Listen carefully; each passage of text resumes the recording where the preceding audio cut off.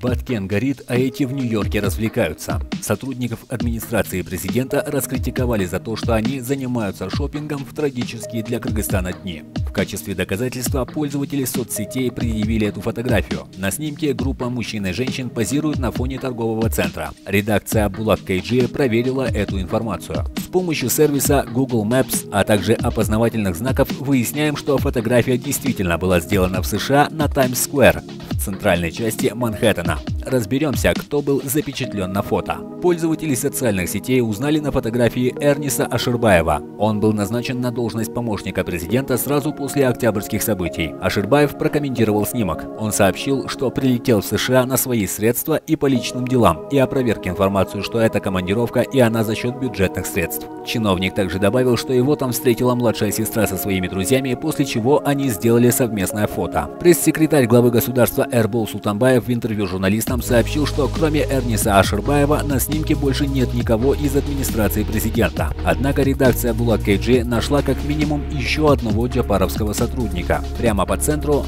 пятый слева направо, стоит Бообек Салимджанов, экс-генеральный консул Кыргызстана в Екатеринбурге. В июне 2021 года баллотировался в Бишкекский городской кенеш от партии Ататюрк Кыргызстан под номером 35. В депутаты не прошел. Он советник управляющего делами президента Каныбека Туманбаева. На фото третий слева направо Батырбек Джантаев, еще один приближенный управляющего делами президента Кыргызской республики Каныбека Туманбаева. Джантаев – фигурант расследования Азаттык и Темиров Лайф. Расследователи сообщали, что он возглавлял компанию САЯСКА и в свое время продал уголь ГП Кыргызтемиржолу почти на 55 миллионов сомов. Позже Джантаев сам был назначен на должность в эту компанию, возглавил в ней отдел по материально-техническому обеспечению. В другом расследовании о финансовом скандале в Духовном управлении мусульман Кыргызстана Джантаев также был фигурантом. Пользователи соцсетей утверждают, что Джантаев является родным племянником Каныбека Туманбаева. А был ли шопинг? На фотографии видно, что девушки стоят с пакетами от фирменных брендов, которые распространены в аутлетах США.